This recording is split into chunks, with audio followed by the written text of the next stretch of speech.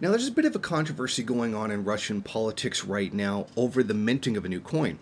The Communist Party of Russia, not to be confused with the Communist Party of the Russian Federation, has filed a complaint with the Federal Police Service over the minting of a coin that's called 3 Shots for Lenin. Essentially, this coin is commemorative in celebration of the anarchist who went by the pseudonym Fanny Kaplan, who attempted to assassinate Lenin by firing on him point blank 3 times on August 30th, 1918.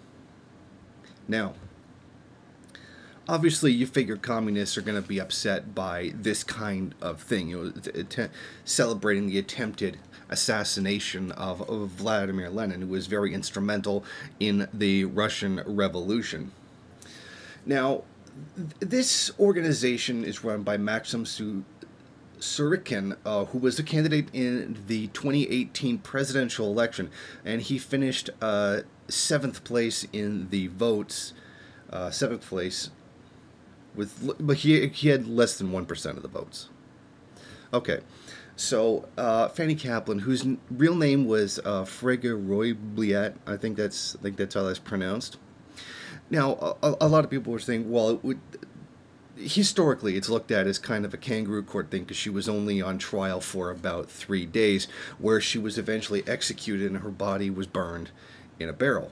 Now, I think it's kind of interesting that they would say that it was a kangaroo court, considering that she walked up, attempted to assassinate a head of state in front of like a dozen witnesses, and then say, well, it was a kangaroo court. I mean, you couldn't have been any more, like, you couldn't have given any more evidence towards that.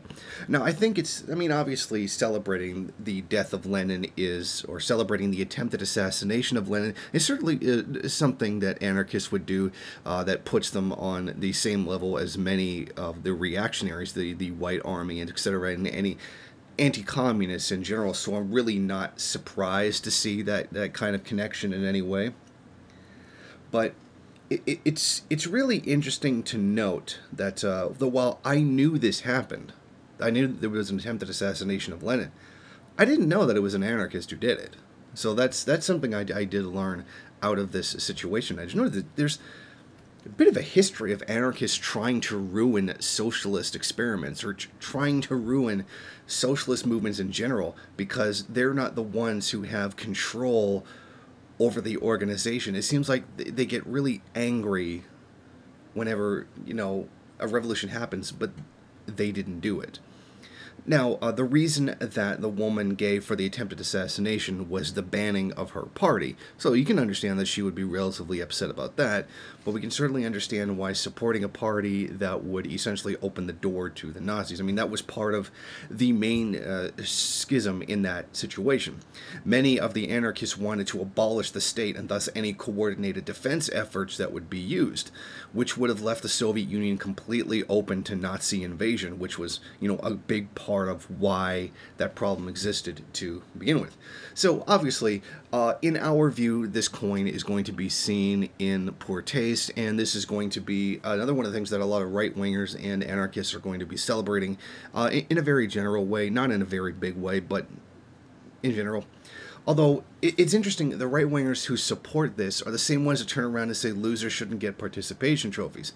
Unless, of course, they're celebrating something that they wanted. Then all of a sudden, all of a sudden it's the other way around, and we should honor people who tried to do something but actually failed. Thank you for watching. If you like this program, then please head over to my Patreon page and set up a monthly donation. It's your donations that keep this program running.